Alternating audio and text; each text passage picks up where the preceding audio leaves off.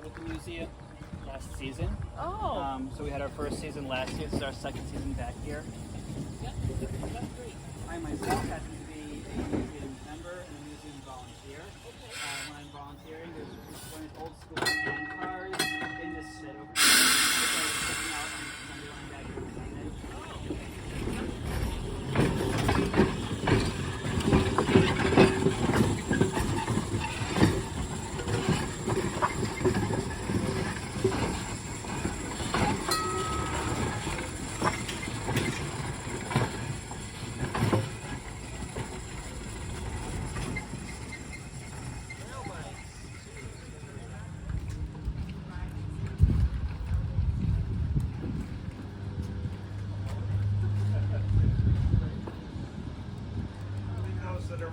Because they may come down suddenly and you wouldn't like that. No. And if you do need more ventilation, ask one of us to help. We'll try to open the window.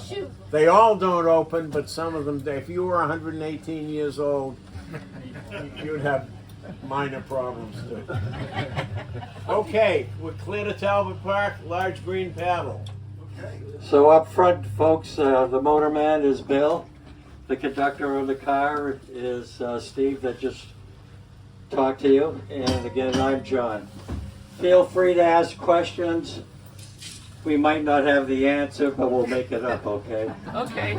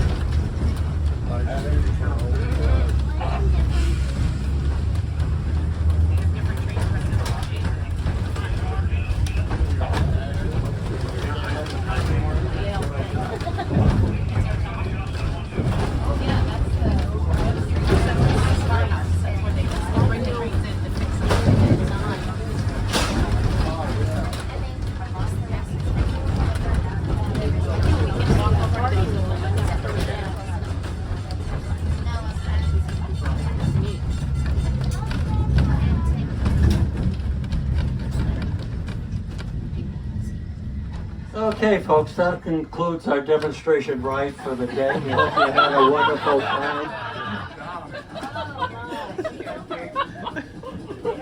They never believe me.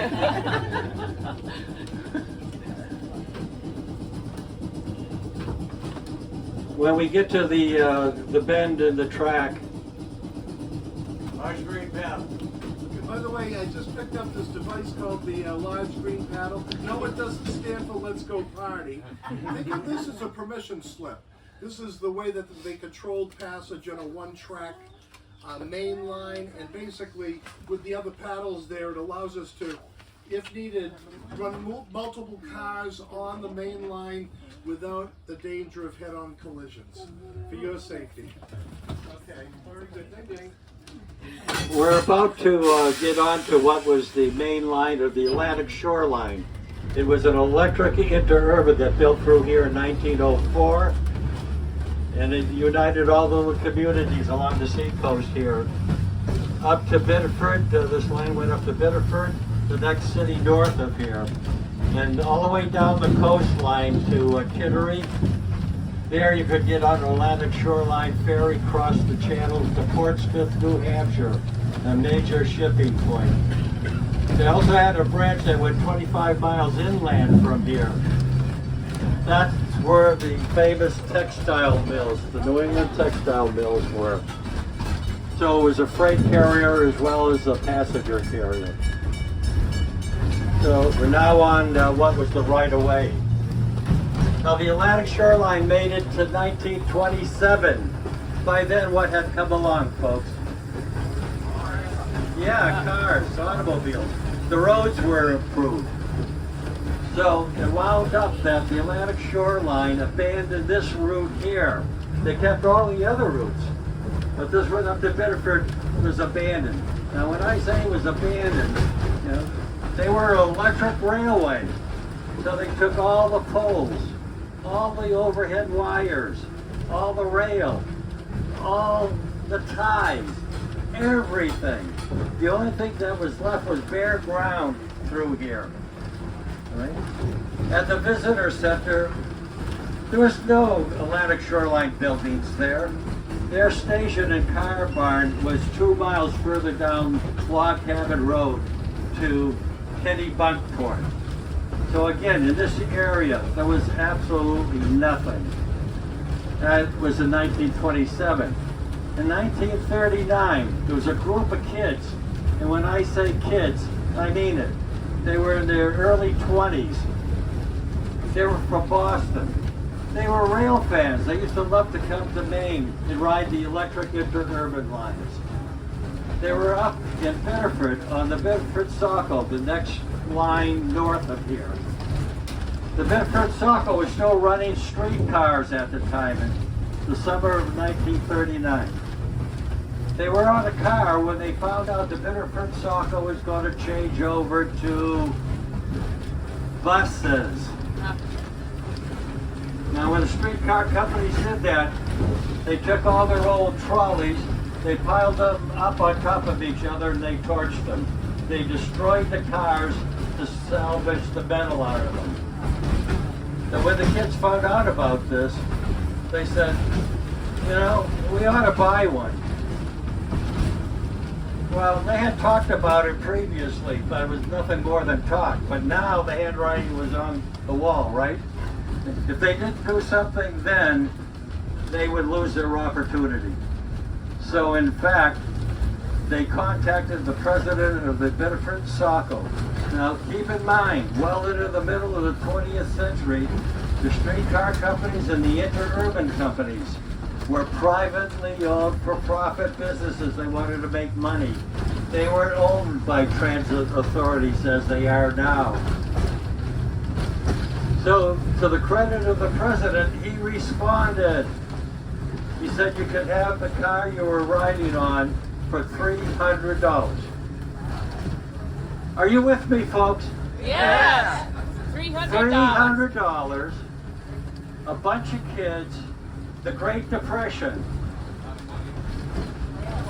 3 of them got in a car, drove to the president's house to plead their case. He realized that they wanted to preserve a streetcar. By the way, one of his streetcars for history, he dropped the price to $150, which was the salvage value. 8 of them raised the money during the summer. They made a down payment and they paid it off. They had to get it out of the city of Bedford.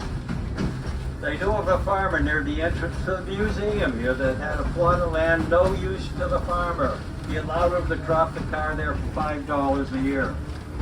Only 9 months later, they obtained a beautiful streetcar from Manchester, New Hampshire.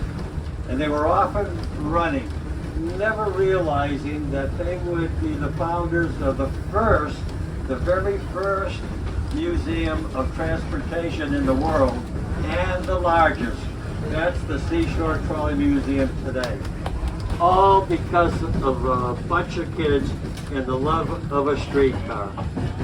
So everything you see here today has been put back by the volunteers. All the track, all the overhead.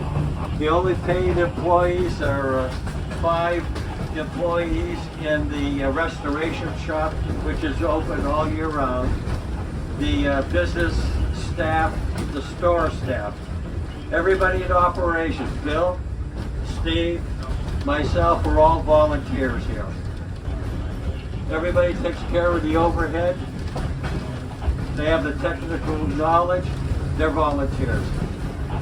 The track crew, volunteers.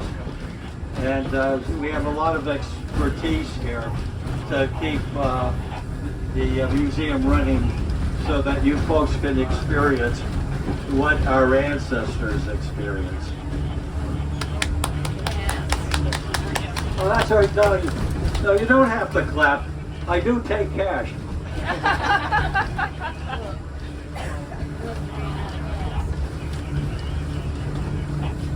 We're near the top of the hill where we'll enter Talbot loop.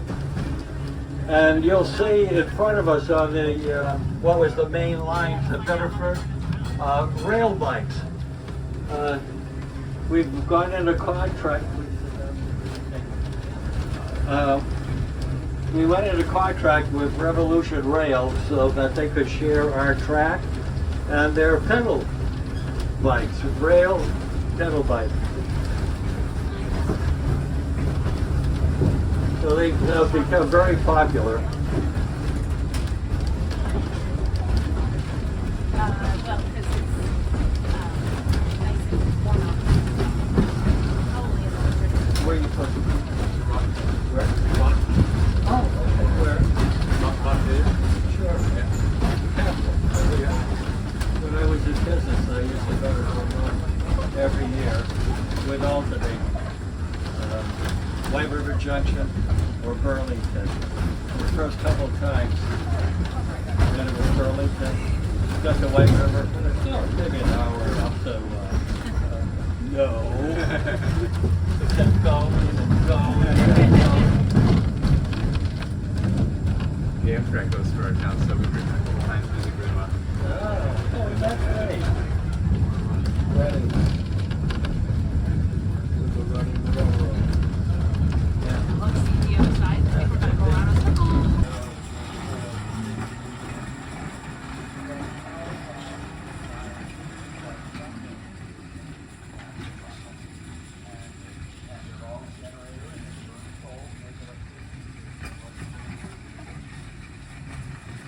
It was fun. It was, yeah.